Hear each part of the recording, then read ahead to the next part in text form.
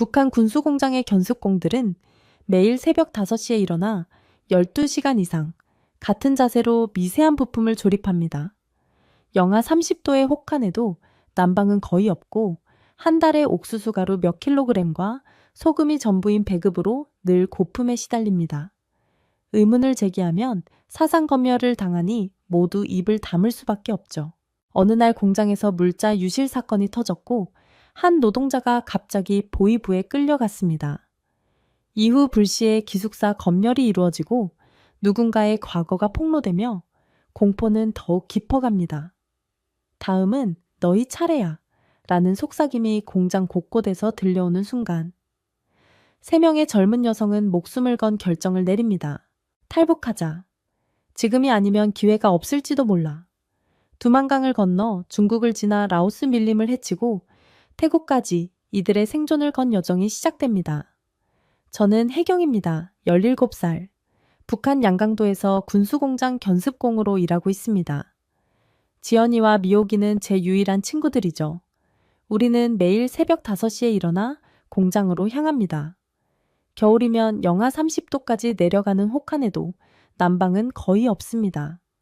손이 얼어붙어도 작업은 계속되어야 하고 생산량을 채우지 못하면 식량 배급마저 줄어들죠. 배급은 사실 말뿐입니다. 한 달에 옥수수 가루 몇 킬로그램과 소금, 간장 한 병이 전부죠. 지난해부터는 그마저도 끊겨 우리는 고품에 시달립니다. 작업반장은 항상 나라가 어려우니 견뎌라고 말하지만 간부들의 뱃살은 매년 늘어갑니다. 의문을 제기하면 사상검열을 당하니 모두 입을 다물 수밖에 없습니다. 군수공장에서 만드는 것은 군인들 사용할 부품입니다. 무슨 부품인지 정확히 알려주지 않지만 작은 금속 조각들을 조립하는 일이 대부분입니다. 하루 12시간 이상 같은 자세로 앉아 미세한 부품을 다루다 보니 눈은 점점 나빠지고 허리는 항상 아픕니다. 그래도 아프다고 말하면 귀족병이라며 더 힘든 작업으로 돌립니다. 지연이는 작업 실수로 손가락이 찢어진 적이 있습니다. 병원에 가지 못하고 작업반 책임자가 대충 붕대를 감아주었죠. 상처가 덧나 며칠 동안 열이 났지만 작업은 쉴 수 없었습니다. 그런 상황에서도 지연이는 웃음을 잃지 않았습니다. 이 정도는 괜찮아 라며 제 어깨를 토닥였지만 밤에 기숙사에서 흐느끼는 소리를 들었습니다. 미호기의 언니는 같은 공장 다른 작업반에서 일했습니다. 우리보다 3년 선배였죠. 미호기는 언니 덕분에 이 공장에 들어올 수 있었다고 했습니다. 고향에 계신 부모님께 조금이라도 보탬이 되고자 어린 나이에 고된 노동을 시작한 것입니다. 미호기의 언니는 조용하지만 다정했습니다. 가끔 우리에게 몰래 감자 1개씩을 쥐어주기도 했죠. 기숙사는 15명이 한 방을 쓰는 집단 생활입니다. 냉난방도 제대로 되지 않고 물도 부족해 씻는 것조차 사치입니다. 그나마 우리 3명은 침대가 붙어 있어 밤에 속삭일 수 있다는 것이 작은 위안이었습니다. 하지만 조심해야 합니다. 누가 밀고 할지 모르니까요. 밤에도 불이 꺼진 후에는 숨소리만 내야 합니다. 월급은 한 달에 북한 돈으로 3,000원 정도. 시장에서 쌀 1kg도 살 수 없는 금액입니다. 결국 대부분의 노동자들은 뇌물을 주고 작업장을 빠져나가 장마당에서 부업을 하거나 농사를 짓습니다. 하지만 저희 같은 어린 견습공들은 그럴 기회조차 없습니다. 저는 정말 두려웠습니다. 공장에서 물자 유실 사건이 터진 그날 아침, 미호기의 언니가 보위부에 끌려갔습니다. 말없이 일하던 평범한 날이었는데 갑자기 군복 입은 사람들이 들이닥쳐 미호기 언니의 이름을 부르더니 데려갔죠. 미호기는 그 자리에서 얼어붙었습니다. 나머지 작업자들은 고개를 숙인 채 누구도 쳐다보지 않았습니다. 사라진 사람의 관심을 보이는 것은 자신도 의심받는다는 뜻이니까요. 밤이 되어서야 미호기는 숨죽여 울었습니다. 제가 손을 잡아주었지만 위로의 말은 나오지 않았습니다. 군수품 유실은 가장 심각한 죄목 중 하나였죠. 간첩죄로 몰아가면 총살도 가능한 일입니다. 이틀 후 저희 셋도 보위부에 불려갔습니다. 철문이 닫힌 좁은 방에서 책상 앞에 앉은 조사관은 계속해서 같은 질문을 반복했습니다. 미호의 언니가 평소에 이상한 말을 한 적 있느냐? 미국이나 남한에 대해 이야기한 적 있느냐?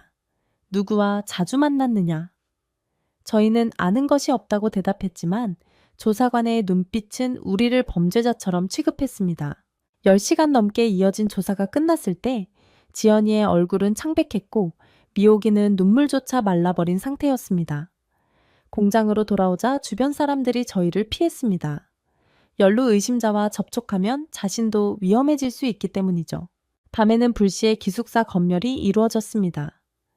보이부원들이 들이닥쳐 짐을 뒤지고 매트리스까지 뜯어봤습니다. 제 일기장을 발견했을 때는 심장이 멎는 줄 알았습니다. 다행히 거기엔 체제 비판 내용이 없었지만 조사관은 경고했습니다. 너희 같은 것들은 글 쓸 자격도 없다. 다음에 발견되면 가만두지 않겠다. 그날 밤 미호기가 조용히 말했습니다. 언니처럼 사라지기 전에 나가자. 처음엔 믿을 수 없는 제안이었습니다. 탈북은 결국 총살이나 강제 수용소행을 의미했으니까요. 하지만 지연이도 여기 있다간 우리 모두 죽을 거야 라며 동의했습니다. 저는 밤새 고민했습니다. 살아남기 위해 탈출하는 것과 탈출하다 죽는 것. 어느 쪽이 낫겠습니까? 저희는 탈출 계획을 세웠습니다. 공장과 기숙사의 감시 속에서 계획을 세우는 것은 목숨을 건 도박이었습니다. 감시 카메라는 없었지만 밀고자들이 곳곳에 있었기에 큰 소리로 말할 수 없었죠. 작업장, 화장실에서, 기숙사 구석에서 쪽지로 계획을 조금씩 공유했습니다. 미호기의 언니가 사라진 지 한 달. 저희를 향한 감시의 눈길은 더욱 날카로워졌습니다. 지연이는 탈북한 친척이 있다는 이야기를 해줬습니다. 간혹 편지가 왔었는데 남한에서의 생활이 북한과는 천지 차이라고 했다면서요. 물론 그 편지는 즉시 불태웠습니다. 그런 편지가 발각되면 모든 가족이 정치범 수용소행이니까요. 저희는 이런 파편적인 정보들을 모아 탈북 계획을 세웠습니다. 미호기는 식량을 조금씩 모으기 시작했습니다. 배급받은 옥수수 가루의 일부를 아껴두고 간식용 감자도 몰래 감췄습니다. 지연이는 조선 지도를 어디서 구했는지 가져와 밤중에 우리에게 보여줬습니다. 국경 근처 지역들, 두만강 건너는 지점들을 표시해둔 지도였죠. 그런 지도를 갖고 있는 것만으로도 처벌받을 수 있는데 지연이의 담대함에 놀랐습니다. 저는 며칠 동안 용기를 내어 사촌 오빠를 찾아갔습니다. 과거에 오빠가 중국 국경 근처에서 밀수를 했다는 소문을 들었기 때문이죠. 오빠는 도와주겠다고 했습니다. 국경 근처 마을에 아는 사람이 있으니 그 사람에게 연락해 보겠다고요. 사촌 오빠로부터 연락이 왔습니다. 국경 마을에 안내인과 이야기가 되었다고 했습니다. 브로커는 중국 쪽 조선족과 연결되어 있어서 일단 국경만 넘으면 안전한 집으로 안내해 준다고 했습니다. 탈출 날짜는 열흘로 정해졌습니다. 하지만 불안감은 계속되었습니다. 누군가 눈치챌까봐, 서로를 배신할까봐, 탈출 중에 잡힐까봐 두려웠습니다. 탈출하기로 한 날 아침, 저희는 평소와 다름없이 공장에 출근했습니다. 하지만 마음은 이미 국경을 향해 달리고 있었습니다. 밤 11시. 기숙사는 취침 시간이었습니다. 저희는 창문을 통해 빠져나왔습니다. 2층이었지만 미리 준비해둔 이불로 줄을 만들어 내려갔죠.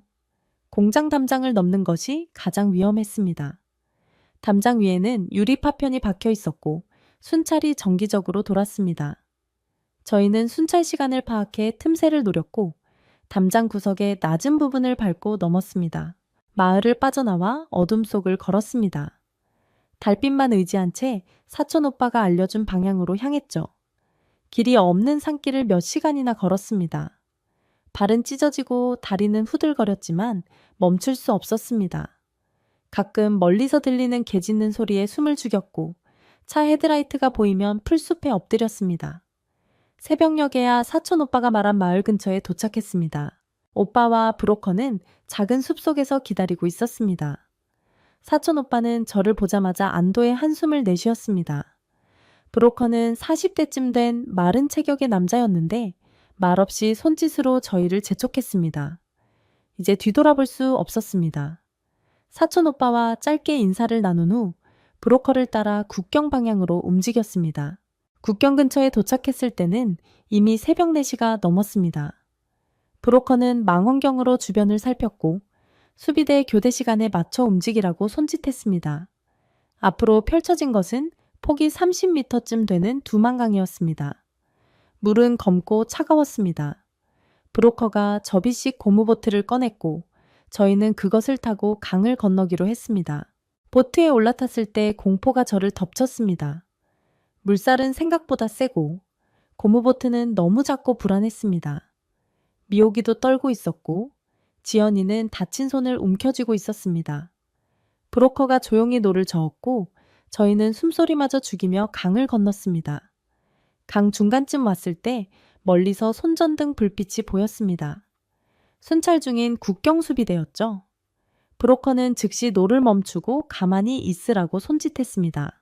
중국 땅에 발을 디뎠을 때 모든 것이 믿기지 않았습니다. 너무 쉽게 왔다는 안도감과 이제 더 큰 위험이 기다린다는 불안감이 동시에 밀려왔습니다. 브로커는 서둘러 저희를 데리고 숲으로 향했습니다.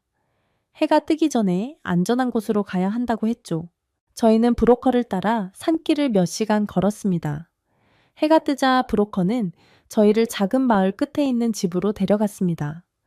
그곳에는 70대로 보이는 조선족 할머니가 살고 있었습니다.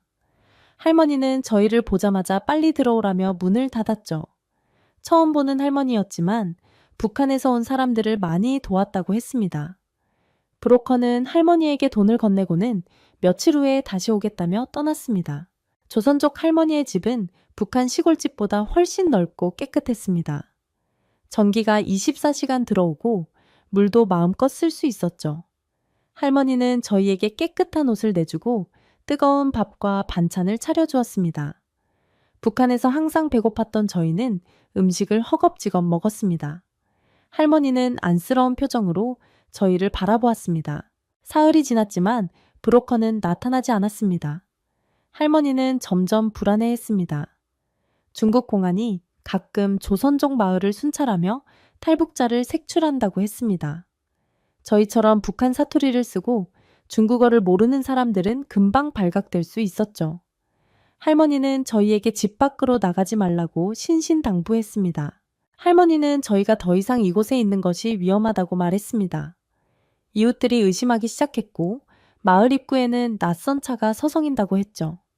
할머니는 브로커가 남긴 마지막 연락처가 적힌 쪽지를 내밀었습니다. 남쪽으로 더 내려가야 안전하다면서 또 다른 브로커를 소개해주겠다고 했습니다. 하지만 그 비용은 저희가 가진 돈보다 훨씬 많았습니다. 할머니의 도움으로 새 브로커와 연락이 닿았습니다. 이틀 후 밤에 할머니 집 뒷산에서 만나기로 했죠. 저희는 할머니에게 깊이 감사드렸습니다. 할머니는 북한의 남은 딸과 손자 얘기를 하며 눈물을 훔쳤습니다. 20년 전에 헤어진 후 소식을 모른다고 했죠. 할머니의 슬픔에 저희 마음도 무거워졌습니다. 북한에 두고 온 가족들은 어떻게 되었을지, 저희의 실종 소식을 들었을지 생각하면 가슴이 찢어질 듯 했습니다. 중국에서의 이동은 숨막히는 공포의 연속이었습니다.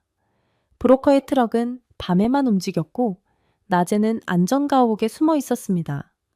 보름 넘게 남쪽으로 이동한 후 저희는 윈난성 국경 근처에 도착했습니다.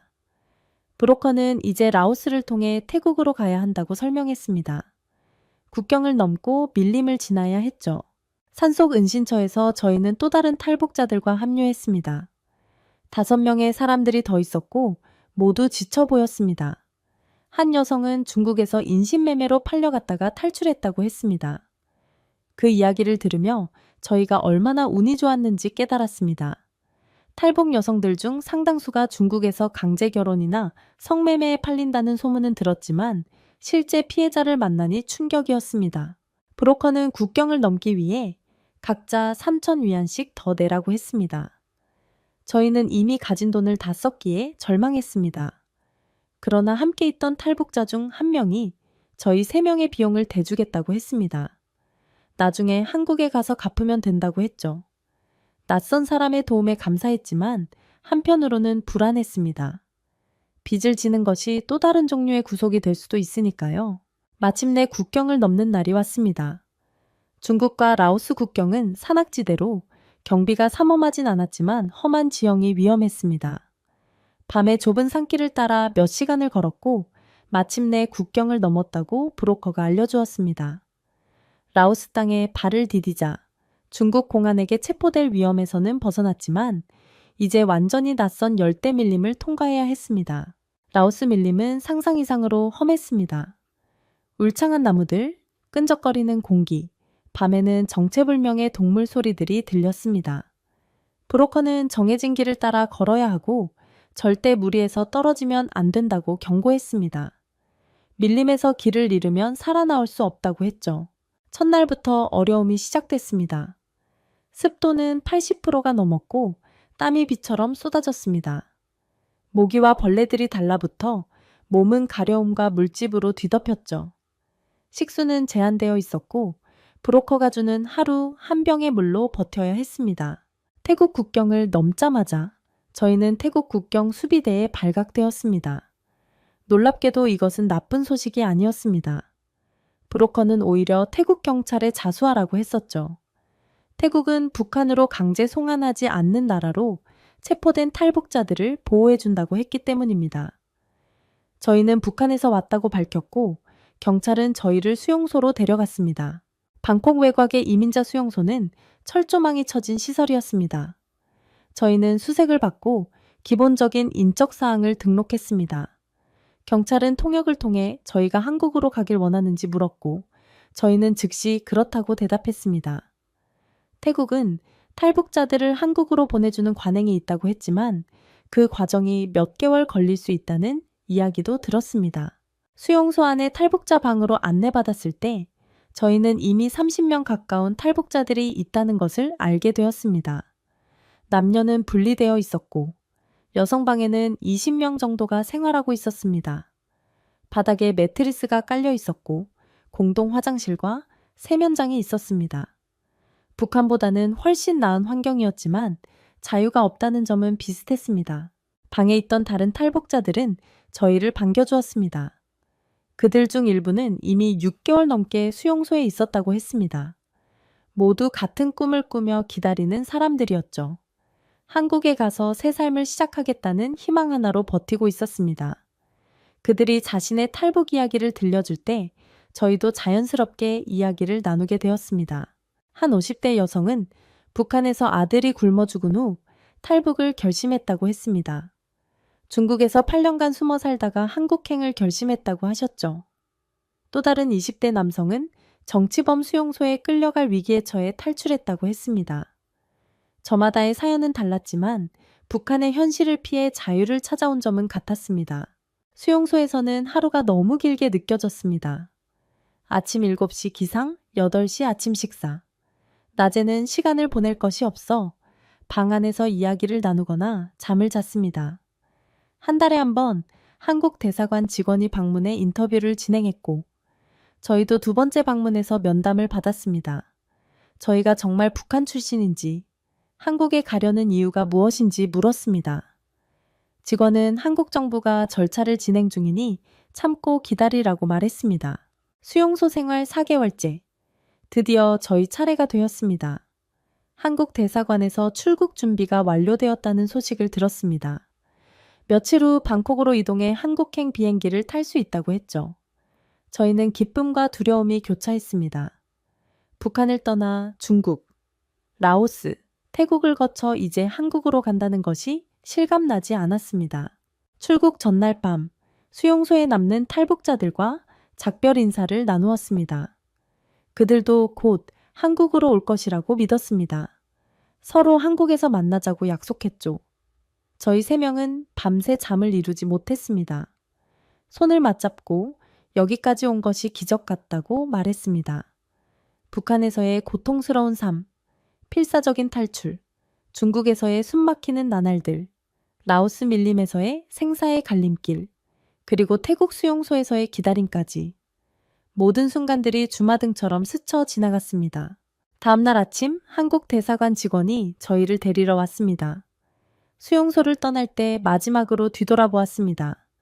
철창 너머로 손을 흔드는 탈북자들의 모습이 아직도 눈에 선합니다. 저희는 방콕 공항으로 향했고 인천행 비행기에 탑승했습니다.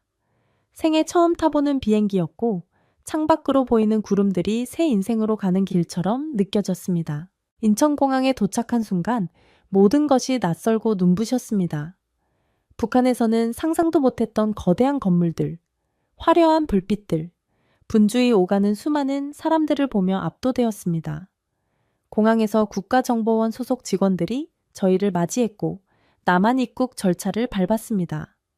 지문과 얼굴 사진을 등록하고 기본적인 건강검진을 받았죠. 저희를 바라보는 눈길들이 따뜻했습니다. 태국 수용소에서와는 달리 여기서는 저희를 수용자가 아닌 한국 국민으로 대해주는 느낌이었습니다. 공항에서 정착지원사무소로 이동했습니다. 그곳은 탈북민들이 한국 사회에 적응하기 위한 교육을 받는 곳이라고 했습니다. 저희는 각자 방을 배정받았는데 북한에서는 상상할 수 없었던 편안함이었습니다. 깨끗한 침대, 따뜻한 물이 나오는 샤워실, 24시간 전기가 들어오는 방이었죠. 침대에 누웠을 때 저는 눈물을 참을 수 없었습니다. 이것이 꿈인지 현실인지 분간할 수 없었습니다. 정착지원사무소에서의 생활은 규칙적이었습니다. 아침에 일어나 한국어와 사회 적응 교육을 받고 오후에는 직업 훈련이나 컴퓨터 교육을 받았습니다. 북한과 한국의 문화, 말투, 경제 시스템의 차이를 배웠죠. 컴퓨터는 처음 접해보는 것이라 어려웠습니다. 마우스를 어떻게 잡는지도 배워야 했고 인터넷이란 것을 처음 알게 되었습니다. 모든 것이 새롭고 어려웠지만 배움의 즐거움도 컸습니다. 저희는 다른 탈북민들과도 친해졌습니다. 40명 정도가 함께 교육받았는데 각자의 탈북 경로와 이유가 달랐습니다. 나이, 출신 지역, 학력 수준도 다양했지만 모두 한국에서 새 삶을 시작하려는 열망은 같았습니다. 저녁 식사 후 함께 모여 고향 이야기를 나누며 그리움을 달래기도 했습니다. 북한에 두고 온 가족들이 보고 싶다는 말에 모두 공감했습니다. 3개월간의 교육이 끝나고 저희는 정부 지원 아파트를 받았습니다. 서울 외곽의 작은 아파트였지만 저희에게는 궁전 같았습니다. 정부에서는 기초생활지원금도 제공했고 취업 지원 프로그램도 연결해 주었습니다. 저는 고등학교 검정고시를 준비하기로 했고 미호기도 같은 결정을 했습니다. 지연이는 손 수술 후 회복이 잘 돼서 간호조무사 과정을 시작했습니다. 검정고시 준비는 쉽지 않았습니다. 북한에서 배운 것과 한국의 교육 내용이 너무 달랐습니다. 이념 교육이 아닌 실용적 지식, 비판적 사고를 요구하는 문제들이 낯설었습니다. 하지만 탈북민 지원 교사들의 도움으로 조금씩 따라잡을 수 있었습니다. 저희 3명은 매일 밤 함께 공부했고 서로 도우며 힘든 과정을 이겨냈습니다. 6개월 후 저희는 모두 검정고시에 합격했습니다. 그 후 저는 한국대학교에 지원했고 사회복지학을 공부하기로 했습니다. 탈북민들을 돕는 일을 하고 싶었습니다. 미호기는 요리에 관심을 갖게 되어 요리학교에 등록했고 지연이는 간호학과에 진학했습니다. 각자 다른 길을 걷게 되었지만 저희는 여전히 가족 같은 존재였습니다. 한국 생활 1년이 지났을 때 저희는 북한에 남겨진 가족들에게 중국 브로커를 통해 편지와 돈을 보냈습니다. 위험한 일이었지만 가족들에게 저희가 살아있다는 것을 알리고 싶었습니다. 회신을 기다리는 몇 달은 길고 불안했습니다. 마침내 소식이 왔을 때 저희 부모님은 아직 살아계시다는 것을 알게 되었습니다. 한국에서의 새 삶이 늘 순탄한 것은 아니었습니다. 북한 출신이라는 편견에 부딪히기도 했고 문화 차이로 오해를 사기도 했습니다. 억양이 다르다는 이유로 놀림을 받기도 했고 취업 면접에서 거절당하기도 했습니다. 하지만 저희는 포기하지 않았습니다. 한국어를 더 열심히 공부했고 한국 사회의 문화와 예절을 배우려 노력했습니다. 그 과정에서 저희를 진심으로 환영하고 도와주는 많은 한국 사람들도 만났습니다. 저는 탈북 청소년을 돕는 단체에서 자원봉사도 하고 있습니다. 미호기는 식당에서 일하며 요리 실력을 키우고 있고 지연이는 병원 실습 과정 중입니다. 저희는 이제 서로 다른 곳에서 살지만 자주 만나 함께 시간을 보냅니다. 국경을 넘고 삶을 넘어 이제는 우리 인생을 우리 힘으로 살아가고 있습니다. 북한에서의 고통, 탈북 과정의 위험, 그 모든 것이 저희를 더 강하게 만들었습니다. 이제 저희는 자유를 향한 꿈을 이루었고 새로운 꿈을 꾸고 있습니다. 북한의 장마당은 이제 단순한 시장이 아닌 체제의 균열을 보여주는 창고가 되었습니다. 고난의 행군 시기 국가 배급이 끊기자 스스로 생존을 찾아야 했던 장마당 세대. 이들은 어릴 때부터 당의 교육과 현실 사이의 괴리를 몸소 체험하며 자랐습니다. 중국산 제품을 팔며 접한 외부 세계의 이야기는 이들에게 충격으로 다가왔습니다. 중국은 밤에도 전기가 들어와 사람들이 배고픔을 모른대. 이런 소문들은 의문을 품게 했습니다. 왜 우리만 이렇게 살아야 하는가? 단속반의 뇌물 요구, 제대로 치료받지 못해 죽어가는 가족들, 생존을 위해 흥정하던 사람들이 결국 자유를 찾아 목숨을 걸고 두만강을 건너는 이유는 무엇일까요? 한국에 도착한 장마당 세대의 충격적인 증언을 지금 시작합니다. 저는 함경북도 회령에서 태어난 김미경입니다. 태어났을 때는 고난의 행군이 한창이었죠. 배고픔이 일상이었던 시절, 저희 가족도 예외는 아니었습니다. 어머니는 장마당에서 중국에서 들여온 옷과 생필품을 팔았어요. 아버지는 지방 공장에서 일했지만 공장이 제대로 돌아가지 않아 월급은 거의 받지 못했습니다. 그래서 우리 가족의 생계는 전적으로 어머니의 장사에 달려 있었죠. 어린 시절부터 저는 장마당의 분위기에 익숙했어요. 10살 무렵부터 어머니를 도와 물건을 팔았습니다. 미경아, 이것 좀 들고 있어. 손님 오면 이렇게 말하는 거야. 어머니의 가르침으로 저는 자연스럽게 흥정하는 법과 돈의 중요성을 배웠죠. 학교에서는 당과 수령님에 대한 충성을 배웠지만 집에 돌아오면 현실은 달랐어요. 배급은 끊긴 지 오래고 살아남으려면 각자 노력해야 했습니다. 장마당은 단순한 시장이 아니었어요. 그곳은 정보가 오가는 곳이기도 했습니다. 저쪽 동네는 전기가 들어온대. 중국에서 들여온 라디오가 있대. 이런 소문들이 끊임없이 흘러다녔죠. 어떤 날은 단속반이 갑자기 들이닥쳐 장사를 못하게 할 때도 있었어요. 그럴 때마다 어머니는 재빨리 물건을 챙겨 피했고 저도 어머니를 따라 뛰었습니다. 단속반이 가고 나면 다시 자리를 잡고 장사를 계속했죠. 그게 우리의 일상이었어요. 15살 때 처음으로 성공적인 거래를 했던 날을 아직도 기억합니다. 어머니가 잠시 자리를 비운 사이 한 손님이 왔어요. 저는 어머니가 가르쳐준 대로 가격을 불렀고 결국 더 높은 가격에 물건을 팔았죠. 어머니가 돌아와서 그 소식을 들었을 때 그 자랑스러운 미소를 저는 잊을 수 없어요. 우리 미경이 장사 수완이 있구나. 그날 저는 처음으로 제가 가족의 생계에 도움이 된다는 느낌을 받았습니다. 장마당 세대로 자란다는 것은 항상 두 가지 삶을 사는 것과 같았어요. 하나는 공식적인 북한 사회의 일원으로서의 삶, 또 하나는 생존을 위해 규칙을 때로는 어기며 살아가는 삶이었죠. 이런 이중적인 환경은 저를 포함한 많은 또래들에게 깊은 영향을 미쳤습니다.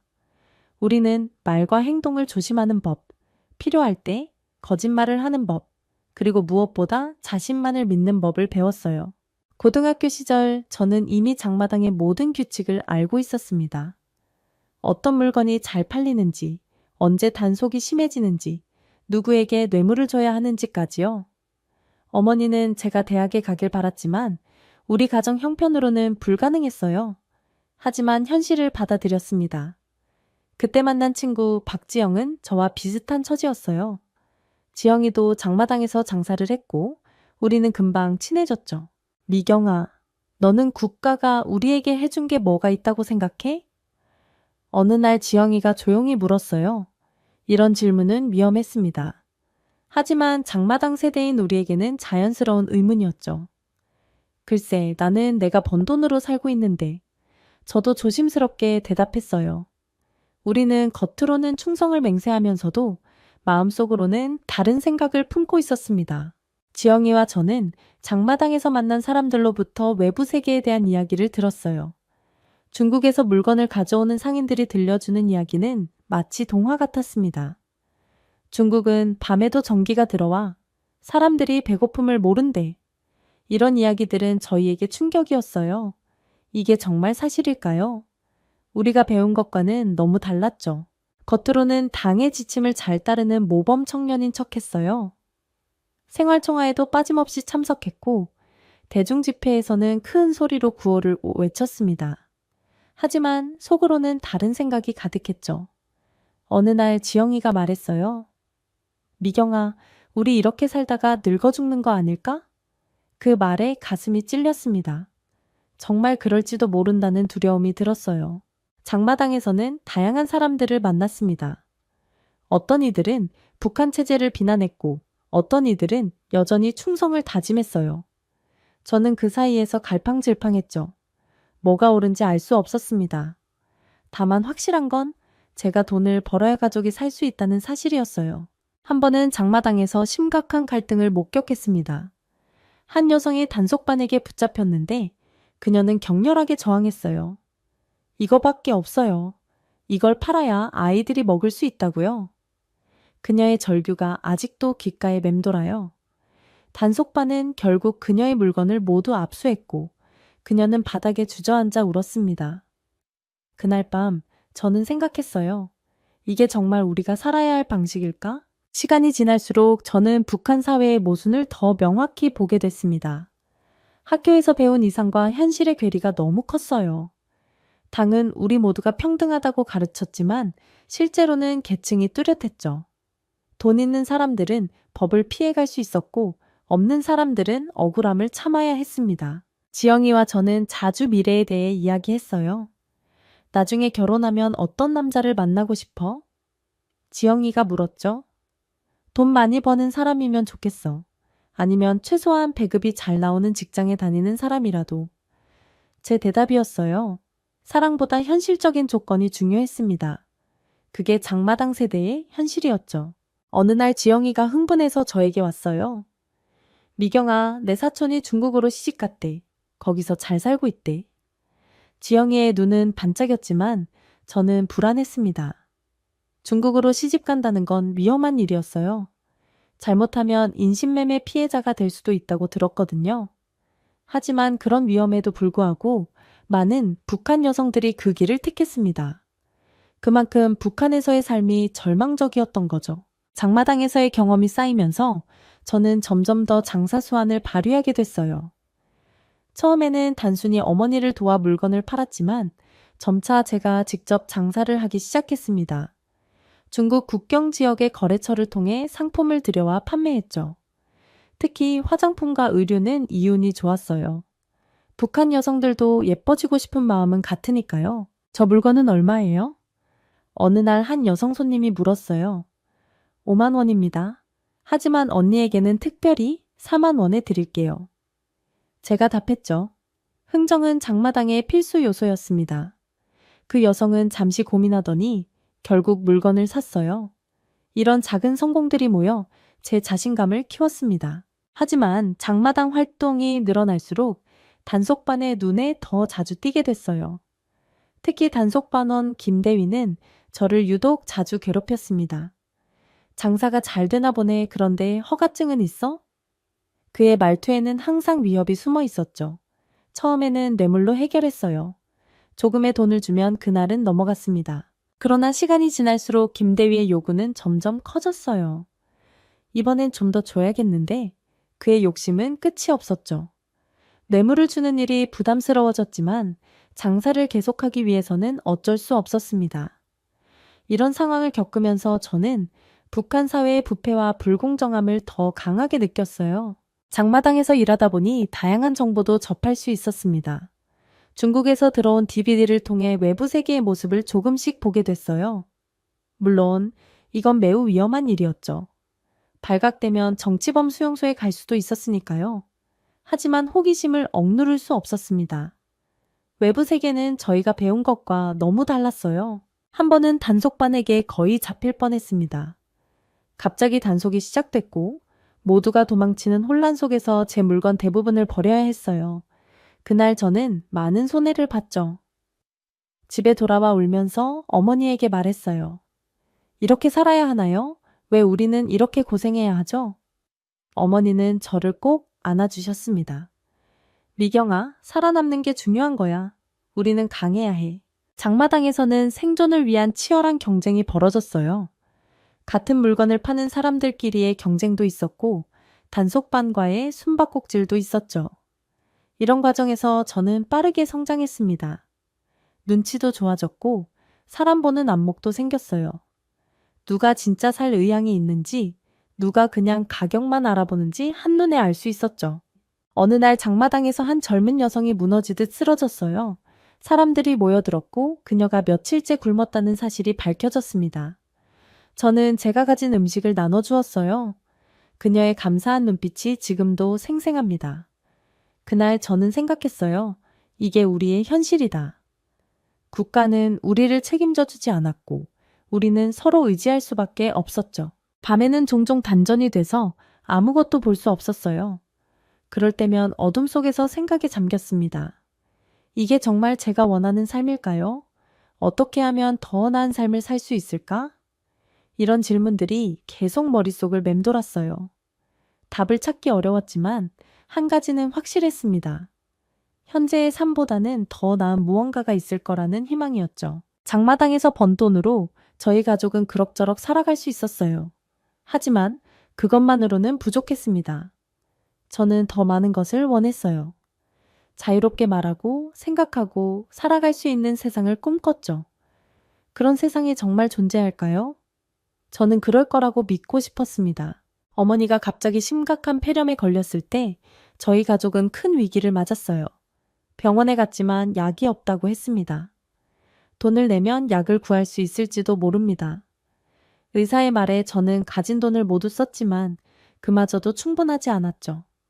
어머니의 상태는 날이 갈수록 악화됐어요. 그 시기에 국제 제재가 강화되면서 중국과의 무역도 어려워졌습니다. 장마당에 물건이 줄어들었고 가격은 치솟았어요. 저희 같은 장사꾼들은 더 적은 물건으로 더 많은 돈을 벌어야 했죠. 경쟁은 더 치열해졌고 단속도 더 심해졌습니다. 하루하루가 생존을 위한 싸움이었어요. 단속반원 김대위는 이런 상황을 이용해 더 자주 저를 괴롭혔습니다. 요즘 장사가 어렵지? 내가 도와줄 수도 있는데. 그의 말에는 항상 다른 의도가 숨어 있었어요. 어느 날 그는 노골적으로 저에게 부적절한 제안을 했습니다. 나랑 잘 지내면 단속 걱정 없이 장사할 수 있어. 저는 그 자리에서 도망쳤지만 그 후로 김대위의 괴롭힘은 더 심해졌어요.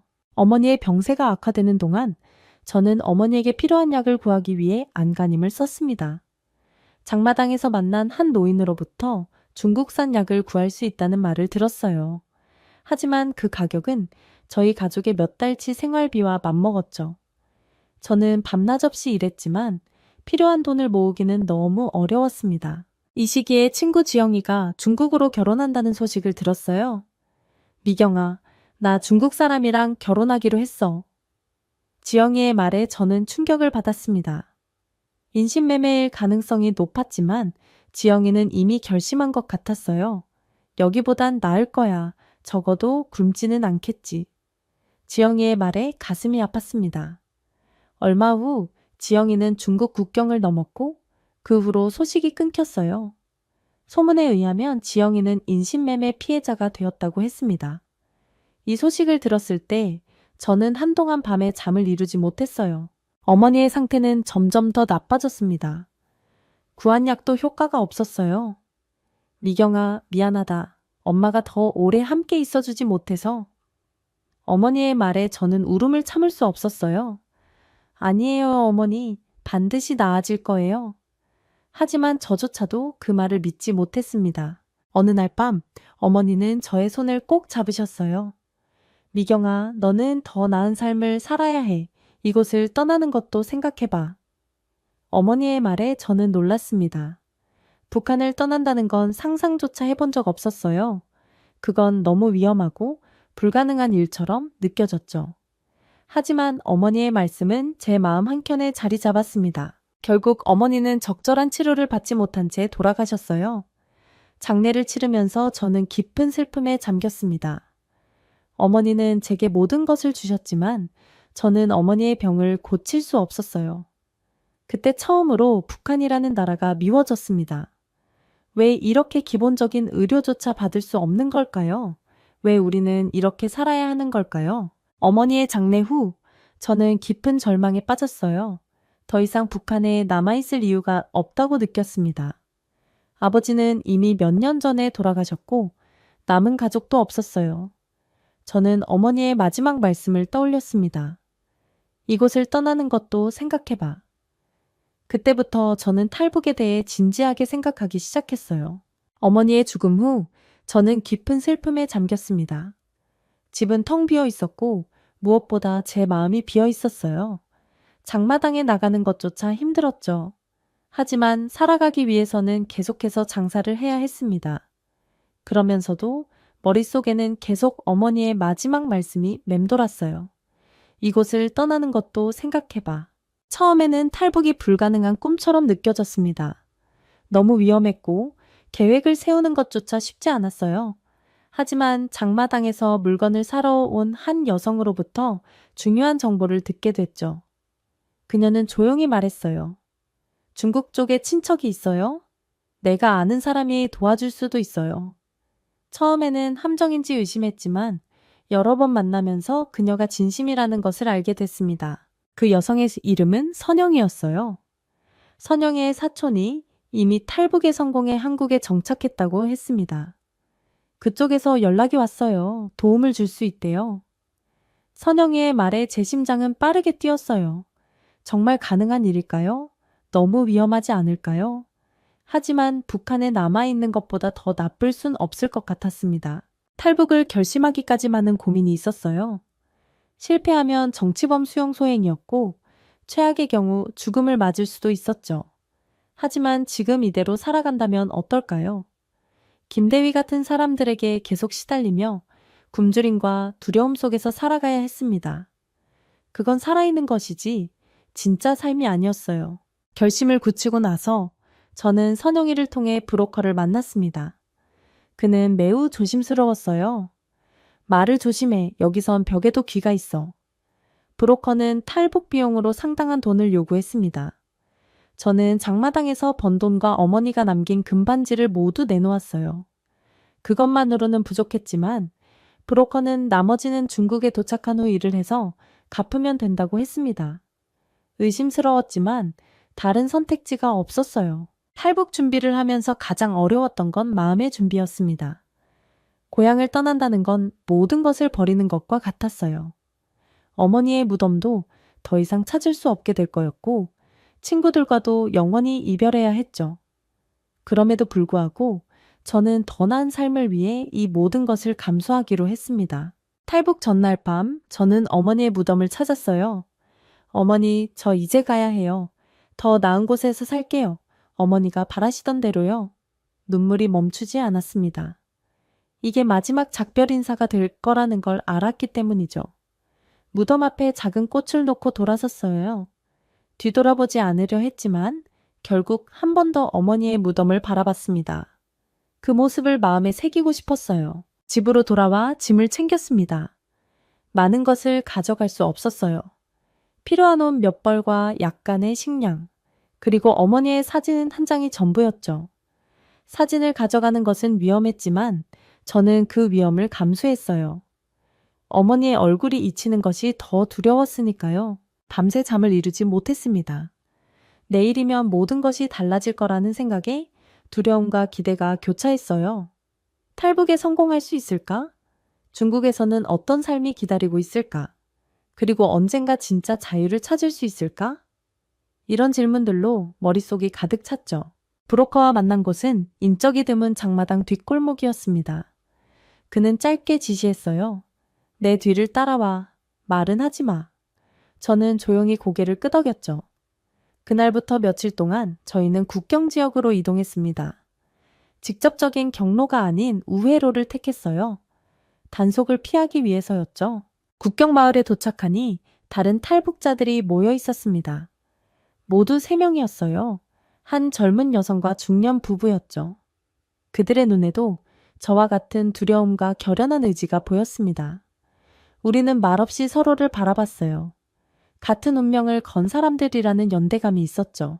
브로커는 날이 어두워질 때까지 기다렸어요. 오늘 밤 강을 건널 거야. 수비대가 교대하는 시간을 노릴 거니까 내 신호를 기다려. 그의 말에 저는 심장이 멎는 듯 했습니다. 드디어 그 순간이 온 거였어요. 강을 건너면 북한을 떠나는 겁니다. 돌이킬 수 없는 선택이었죠. 깊은 어둠이 내리자 브로커가 신호를 보냈어요. 우리는 강가로 조용히 이동했습니다. 두만강은 생각보다 넓었고 물살도 빨랐어요.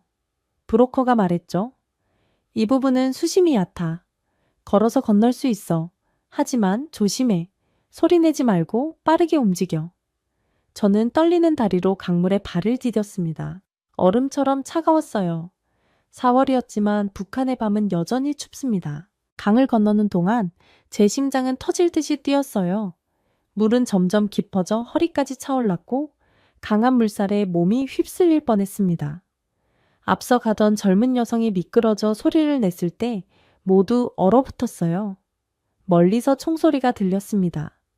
수비대가 우리를 발견한 걸까요? 브로커는 급하게 외쳤어요. 서두르세요. 빨리. 우리는 목숨을 걸고 강을 건너기 시작했죠. 강을 다 건너자 브로커는 우리를 숲속으로 재촉했어요. 뒤를 돌아보니 북한 쪽에서 휘날리는 손전등 불빛이 보였습니다. 수비대가 분명 뭔가를 발견한 것 같았어요. 우리는 숨을 죽이고 더 깊은 중국 땅으로 들어갔습니다. 이제 북한을 떠난 거예요. 감격, 두려움, 불안이 한꺼번에 밀려왔죠. 중국에 도착한 첫날, 우리는 국경 근처의 작은 농가에 숨었습니다. 브로커의 동료가 그곳에서 우리를 기다리고 있었어요. 일단 여기서 며칠 쉬고 다음 장소로 이동할 거예요. 그는 우리에게 마른 옷과 간단한 식사를 제공했죠. 북한에서는 상상할 수 없는 풍요로운 식사였습니다. 하지만 안도할 시간도 없었어요. 우리는 여전히 위험한 상황이었으니까요. 중국에서의 생활은 생각보다 훨씬 어려웠습니다. 불법 체류자 신분이라 언제든 북한으로 강제 송환될 위험이 있었어요. 브로커는 우리를 국경에서 떨어진 농촌 지역으로 데려갔습니다. 그곳에서 저는 농장 일을 하며 숨어 지냈어요. 하루 종일 고된 일을 했지만 받는 돈은 매우 적었습니다. 그나마도 대부분은 브로커에게 탈북 비용으로 갔죠. 중국에서 몇 개월 동안 저는 많은 탈북 여성들의 비참한 현실을 목격했어요. 일부는 인신매매로 중국 남성에게 팔려가기도 했고 어떤 이들은 강제로 결혼하기도 했습니다. 저도 한 번은 그런 위험에 처했어요. 브로커의 동료가 저를 중국 남성에게 소개시켜 주려 했거든요. 좋은 조건이야. 잘 살 수 있을 거야. 그의 말에 저는 단호하게 거절했습니다. 저는 단지 자유롭게 살고 싶을 뿐이에요. 다행히 제가 일하던 농장 주인은 비교적 선한 사람이었어요. 그는 제 상황을 이해하고 도움을 주었습니다. 너는 여기 있어선 안 돼. 더 안전한 곳으로 가야 해. 그는 저에게 다른 브로커를 소개해 줬어요. 그 브로커는 탈북자들을 라오스와 태국을 거쳐 한국으로 데려가는 일을 했죠. 새로운 탈출 계획을 세우는데 몇 개월이 걸렸습니다. 그동안 저는 농장에서 열심히 일하며 필요한 돈을 모았어요. 밤에는 항상 경찰 단속을 두려워했죠. 중국 경찰에게 발각되면 바로 북한으로 송환될 테니까요. 하지만 이제 돌아갈 수는 없었습니다. 앞으로만 나아갈 수 있었어요. 드디어 준비가 끝나고 저는 다른 탈북자들과 함께 중국 남부로 향했습니다. 그곳에서 라오스 국경을 넘기로 했어요. 여정은 매우 위험했죠. 버스와 기차를 번갈아 타며 경찰의 검문을 피해 이동했습니다. 한 번은 검문에 걸릴 뻔했어요. 심장이 터질 것 같았죠. 하지만 다행히 브로커의 기지로 위기를 넘겼습니다.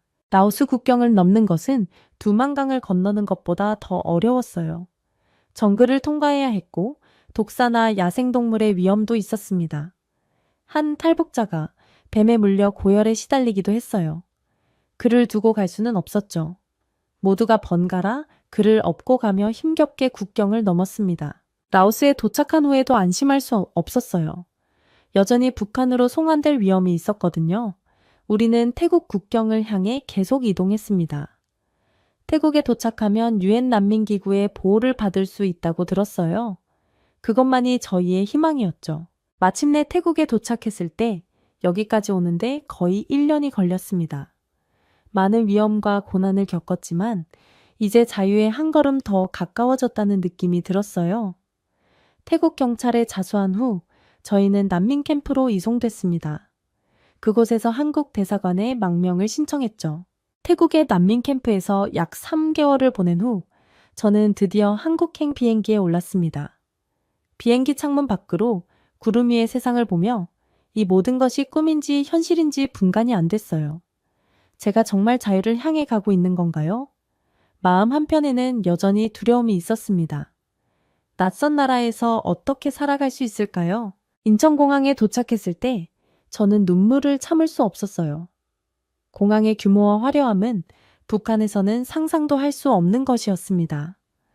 국정원으로 이동하는 버스 안에서 저는 서울의 밤 풍경을 넋을 잃고 바라봤어요. 이게 정말 현실인가? 질문이 끊임없이 머릿속을 맴돌았죠. 국정원 조사를 마치고 하나원에서의 3개월은 한국 사회 적응을 위한 중요한 시간이었습니다. 그곳에서 저는 남한의 역사, 문화, 경제 시스템에 대해 배웠어요. 컴퓨터 사용법, 대중교통 이용법 같은 실용적인 기술도 배웠죠. 처음에는 모든 것이 낯설고 어려웠습니다. 특히 남한 사람들의 빠른 말투와 외래어가 섞인 언어는 이해하기 힘들었어요. 미경 씨, 오늘 수업 어땠어요? 하나원의 선생님께서 물으셨죠. 아직 어려워요. 특히 컴퓨터요. 북한에서는 써본 적이 없거든요. 제가 솔직하게 답했습니다. 선생님은 웃으며 말씀하셨어요. 괜찮아요. 모두 처음엔 그래요. 천천히 배우면 돼요. 그 말에 저는 조금 안심했죠. 하나원에서 만난 다른 탈북민들과의 교류도 큰 도움이 됐습니다. 그들 중에는 저보다 먼저 한국에 온 사람들도 있었어요. 그들은 자신들의 경험을 나누며 저를 위로해 주었죠. 처음엔 모두 힘들어. 하지만 시간이 지나면 적응할 거야. 그 말이 제게 큰 힘이 됐습니다. 하나원을 나온 후 저는 정부에서 제공하는 임대주택에서 살기 시작했어요. 작은 원룸이었지만 제게는 그곳이 천국 같았습니다. 제 생에 처음으로 혼자만의 공간이 생긴 거였어요. 무엇보다 전기가 24시간 들어왔고 따뜻한 물이 나왔죠. 북한에서는 상상도 할 수 없었던 편안함이었습니다. 정부 지원으로 저는 미용 기술을 배우기 시작했어요. 처음에는 한국식 미용 용어와 도구들이 낯설었지만 점차 익숙해졌습니다. 장마당에서 단련된 적응력이 여기서도 도움이 됐어요. 미용학원 선생님은 제가 손재주가 좋다며 칭찬해 주셨죠. 미경 씨는 감각이 있네요. 열심히 하면 좋은 미용사가 될 수 있을 거예요. 그러나 한국 생활이 모두 순탄했던 건 아닙니다.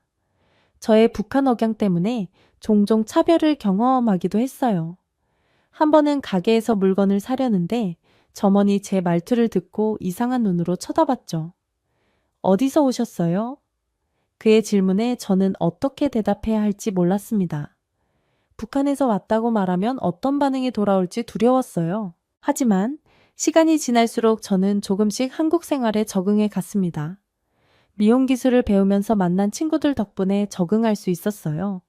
특히 이수미라는 친구는 저에게 많은 도움을 주었습니다. 수미는 저를 자신의 집에 초대해 한국 음식을 가르쳐 주기도 했죠. 미경아, 이건 김치찌개야. 북한에도 비슷한 게 있지? 수미의 질문에 저는 웃으며 대답했어요. 하지만 양념이 덜 들어가. 한국에 온 지 1년이 지났을 무렵 저는 미용실에서 보조로 일하기 시작했습니다. 처음으로 제 힘으로 번 돈으로 생활하게 된 것이죠. 월급날에 받은 봉투를 들고 저는 행복하게 웃었어요. 이건 단순한 돈이 아니라 제 자유와 독립의 증표였으니까요. 지금 저는 작은 미용실에서 스태프로 일하며 조금씩 저축을 하고 있습니다. 언젠가 제 가게를 열 날을 위해서요. 제 삶은 여전히 완벽하지 않아요. 여전히 북한 억양이 남아있고 가끔은 한국 사회에서 이방인처럼 느껴질 때도 있습니다. 하지만 그럼에도 불구하고 저는 제 선택을 후회하지 않아요. 이곳에서 저는 진정한 의미의 삶을 살고 있으니까요. 북한에서는 단지 생존했다면 이제 저는 살아가고 있습니다. 종종 밤하늘의 별을 보며 생각해요. 북한에 있는 사람들도 같은 별을 보고 있겠죠? 언젠가 그들도 자유를 찾아 이 땅에 올 수 있기를 바랍니다. 그때까지 저는 제자리에서 열심히 살며 그들을 맞이할 준비를 할 거예요. 그들에게 말해주고 싶어요. 여기서는 우리가 정말로 자유롭게 살 수 있어요. 두려워하지 마세요. 희망을 잃지 마세요. 북한의 한 가정집, 한 여성이 온몸을 피가 나도록 문지르며 샤워를 하고 있습니다. 그녀의 몸은 이미 빨갛게 달아올랐고 눈에서는 눈물이 흐르고 있습니다. 이후 그녀는 비밀 모임에 초대되어 탈북을 도모하게 되고 마침내 목숨을 걸고 탈북에 성공해 한국에 도착하자마자 주저앉아 절규를 했다고 합니다. 대체 이 여성에게는 무슨 일이 있었던 걸까요? 안녕하세요. 저는 서혜성입니다. 한때 평안북도 신의주 장마당에서 중국 화장품과 옷을 팔아가며 살아가던 평범한 여성이었습니다. 물론 지금은 자유의 땅 한국에서 살고 있지만 이런 삶은 북한에 있을 때는 상상조차 할 수 없었어요. 특히 여성의 몸으로 말이죠. 새벽 5시 7일 같은 어둠 속에서 저는 매일 발걸음을 재촉했습니다. 신의주 장마당으로 향하는 길은 늘 이렇게 시작됐죠. 어둠 속에서도 익숙한 발소리들이 여기저기서 들려왔습니다. 저처럼 좋은 자리를 차지하려 서두르는 여성들의 발소리였어요. 매일 아침 김경숙 언니가 저를 위해 자리를 맡아주었습니다. 저희는 서로 도움을 주고받는 사이였어요. 언니가 건네는 따뜻한 옥수수차는 얼어붙은 제 손을 녹여주곤 했습니다. 서로 돕지 않으면 살아남을 수 없는 곳이 바로 신의주의 장마당이었습니다. 하지만 그때는 몰랐습니다. 제 인생이 완전히 무너지게 될 것이라는 걸 말이죠. 지난주부터 제 친구 윤미가 보이지 않았어요. 경숙 언니가 작은 목소리로 알려주었습니다. 말끝을 흐리는 언니의 목소리에 등줄기가 서늘해졌습니다. 장마당을 휘어잡으려는 잡배들의 얘기였습니다. 그들 때문에 석 달 사이에 사라진 여자들이 벌써 12명이나 되었습니다. 모두 저처럼 젊고 혼자 사는 여자들이었어요. 처음엔 그저 소문이었습니다. 이제는 달랐어요. 바로 옆에서 일하던 사람들이 하나둘 사라지고 있으니까요. 경숙 언니의 속삭임이 귓가에 맴돌았습니다. 젊은 여자 혼자 장사하는 것이 요즘 위험하다고, 특히 제가 예쁘게 생겼기 때문에 더 조심해야 한다고요. 얼마 전 옆 구역에서 장사하던 25살 여자아이가 실종됐다는 소식이 들려왔습니다. 일주일 만에 돌아왔다고 했지만 다시는 장마당에 나오지 않았어요. 하지만 그렇다고 장사를 그만둘 수는 없었습니다. 홀어머니의 당뇨약을 사려면 조금이라도 더 팔아야 그나마 약값이라도 마련할 수 있었으니까요.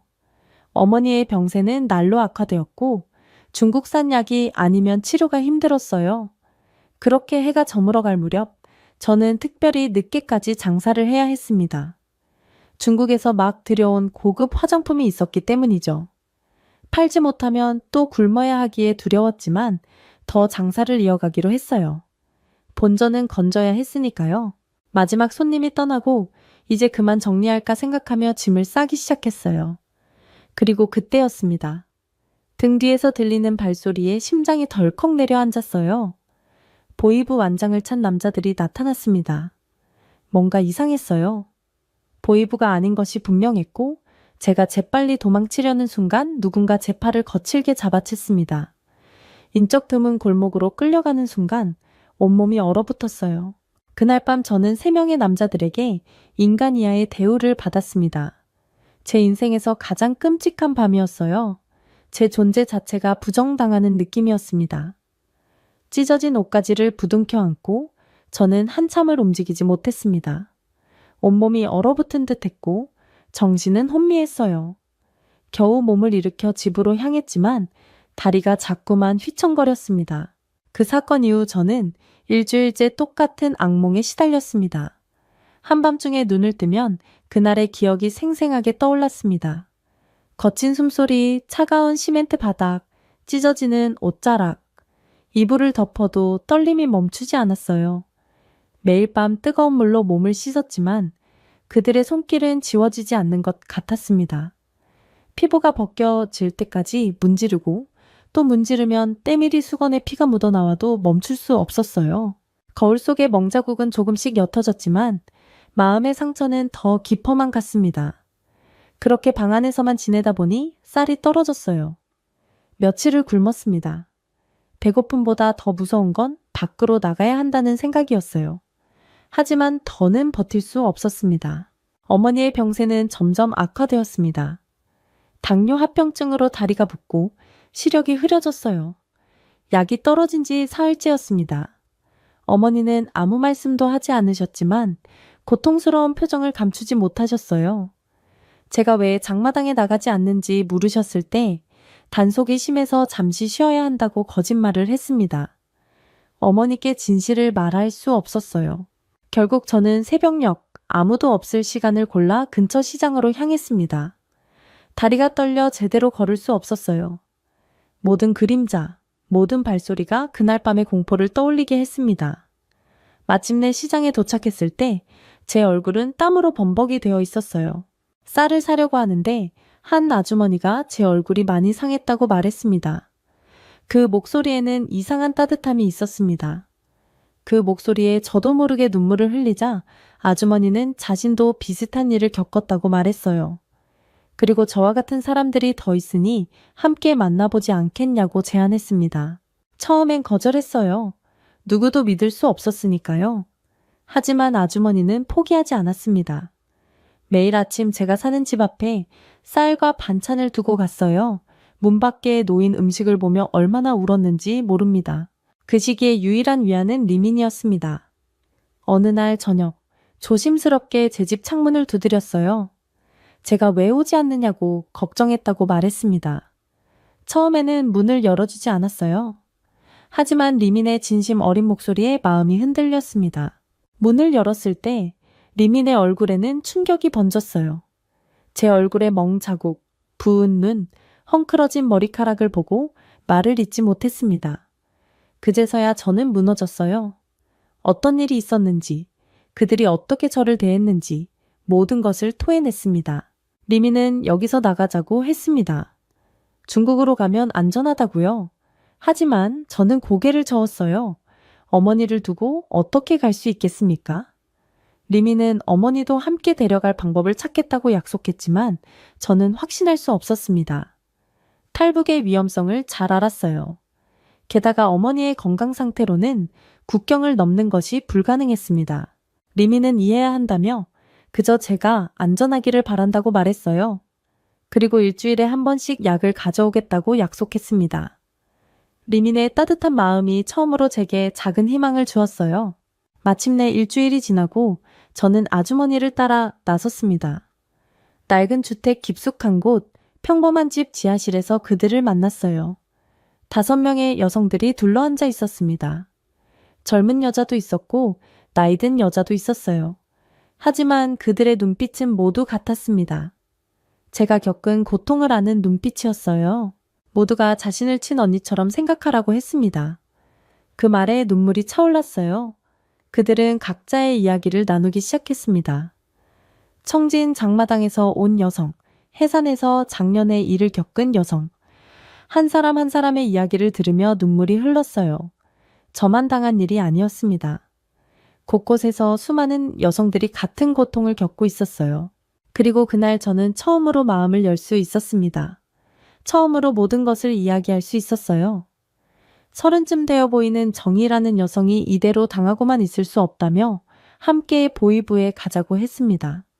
한 명이 아닌 여러 명이면 그들도 무시하지 못할 거라고요. 그 말에 모두가 침묵했습니다. 두려움과 용기가 뒤섞인 침묵이었어요. 정희의 단호한 눈빛에 저도 모르게 고개를 끄덕였습니다. 하지만 마음 한구석에서는 의문이 있었어요. 정말 보이부가 우리의 이야기를 들어줄까? 그들과 다를까? 다음 날 비밀 모임에 다시 참석했습니다. 이번에는 정희의 제안에 적극 동참하기로 했어요.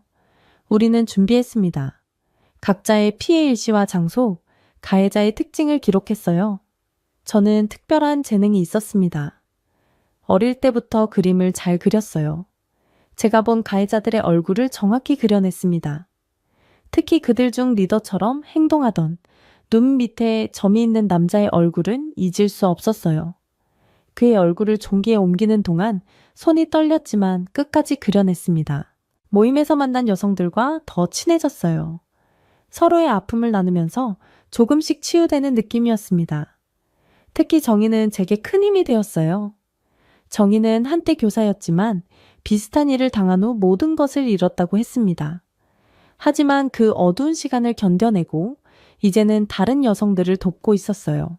정의는 아픔을 이기는 방법은 혼자 숨어 있는 게 아니라 함께 맞서는 것이라고 했습니다. 그 말이 제 가슴에 깊이 새겨졌어요. 이제 더 이상 피해자로 살지 않겠다고 결심했습니다. 어느 날 밤 어머니가 제게 물으셨습니다. 요즘 무슨 일이 있느냐고요? 얼굴색이 안 좋다고 하셨습니다. 어머니의 따뜻한 손길이 제 뺨을 어루만졌어요. 말하고 싶었습니다. 모든 것을요. 하지만 그럴 수 없었어요. 어머니의 병세를 더 악화시킬까 두려웠습니다. 그래서 그저 장사가 잘 안 된다고 대답했어요. 일주일 후 우리는 함께 보이부를 찾아갔습니다. 5명이 함께 증거를 들고 갔어요. 제 손은 떨렸지만 다른 여성들의 존재가 용기를 주었습니다. 특히 정의의 단호한 표정은 제게 힘이 되었어요. 하지만 현실은 우리의 기대와 달랐습니다. 보이부 간부는 우리의 증언을 들으려 하지 않았어요. 오히려 집단 망상이라며 비웃었습니다. 불순한 의도로 국가기관을 모함하려 했다고 했어요. 외국 물건이나 팔면서 대체 무슨 할 말이 있다는 건지 라고 조롱했습니다. 그렇게 우리의 증거는 무시됐고 진술은 부정됐어요. 간부가 조사는 끝났으니 모두 돌아가라고 말했을 때 안돼 한숨을 내쉬는 순간이었습니다. 최소한 처벌은 면한 것 같았으니까요. 하지만 그때 갑자기 젊은 보이부원이 저를 불러 세웠어요. 서혜성 동무만 잠시 추가로 확인할 게 있으니 남으시오. 다른 언니들과 눈빛을 교환했지만 거부할 수는 없었습니다. 그가 저를 별도의 방으로 안내했어요.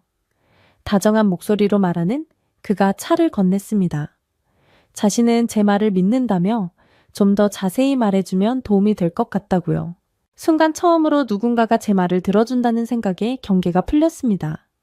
하지만 그때였어요. 갑자기 돌변한 그의 눈빛, 문이 잠기는 소리가 났습니다. 이런 예쁜 얼굴로 거짓말을 하면 쓰나? 제 뺨을 쓰다듬던 손길이 순식간에 거칠어졌고 저는 비명을 지르려 했지만 그의 손은 이미 제 입을 틀어막았어요. 공포에 질린 제 몸이 책상 위로 밀쳐졌습니다. 그렇게 제 옷이 찢어지고 저는 또다시 그 끔찍한 폭력의 희생자가 되고 말았어요. 2번이나 말이죠. 모든 것이 끝난 뒤 그는 마지막으로 경고했습니다. 이번엔 진짜 조심해야 할 거라고. 다음번엔 제 가족도 안전하지 않을 테니까요. 너희들 같은 게 무슨 인권 타령이야. 이후 보이부에 신고했다는 소식은 삽시간에 퍼졌습니다. 장마당에서 제 자리는 구석으로 밀려났고 좋은 자리는 다른 사람에게 넘어갔어요.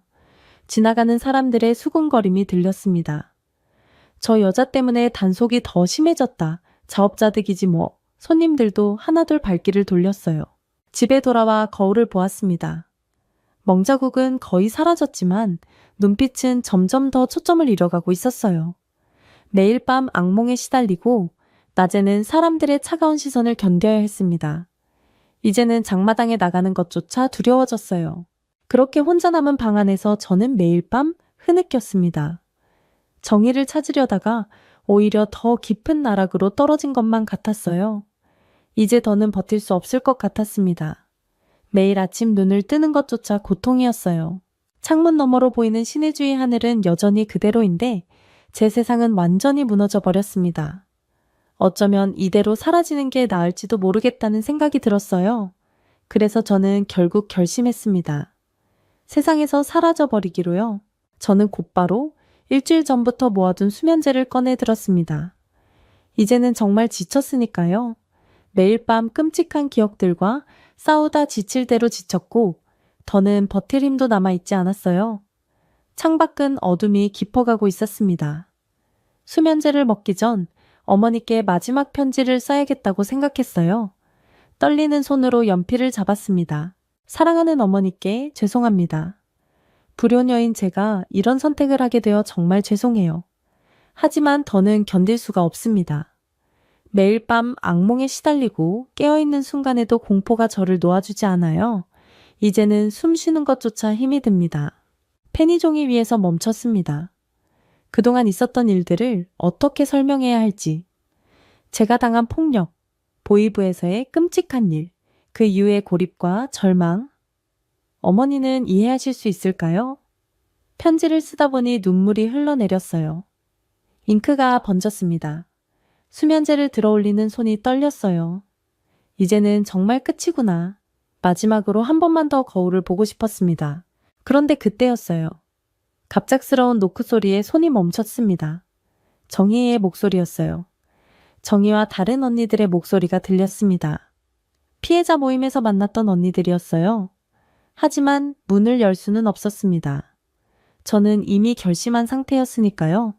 하지만 그들은 포기하지 않았습니다. 정희의 애원하는 목소리가 마음을 흔들었어요. 결국 저는 한참을 망설이다 문을 열었습니다. 그 순간 정희가 저를 꼭 안아주었어요. 이런, 대체 무슨 짓을 하려던 거야? 책상 위에 놓인 수면제와 편지를 본 정희의 눈에 눈물이 고였습니다.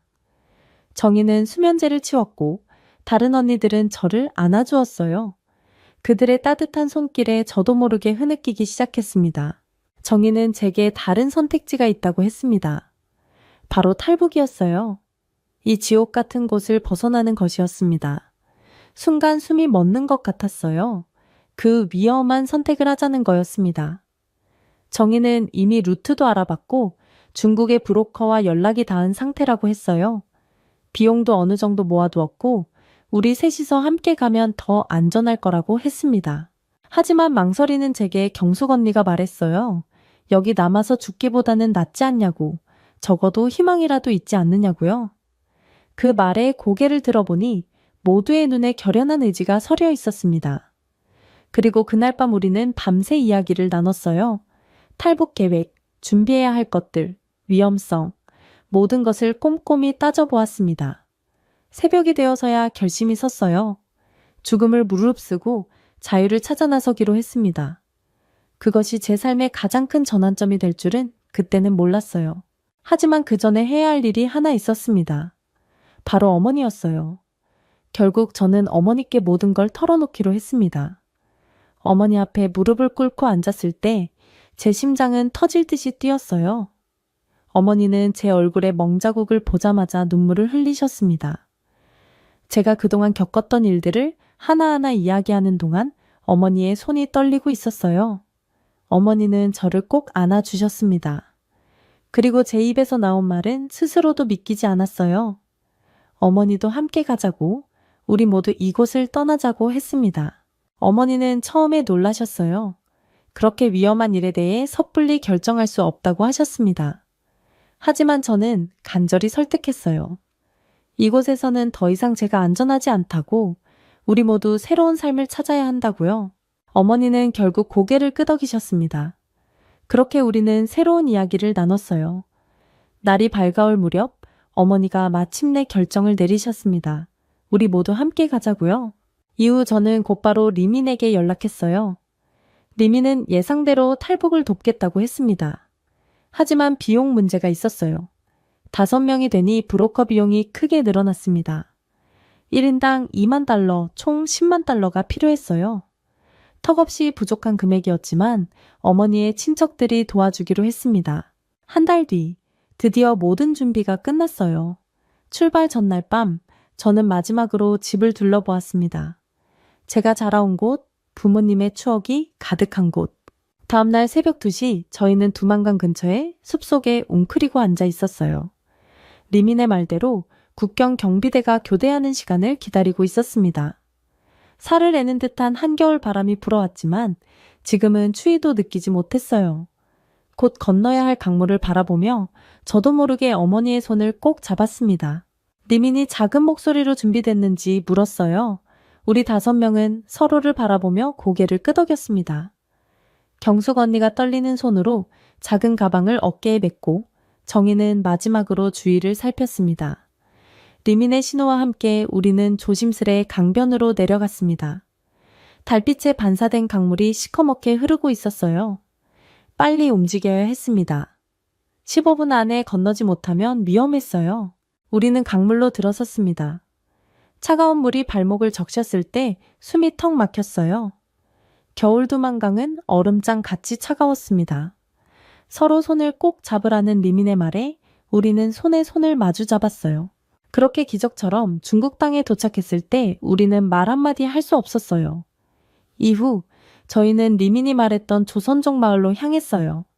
젖은 옷이 얼어붙어 걷는 것조차 힘들었지만 멈출 수는 없었습니다. 새벽 4시가 되어서야 한 농가에 도착했어요.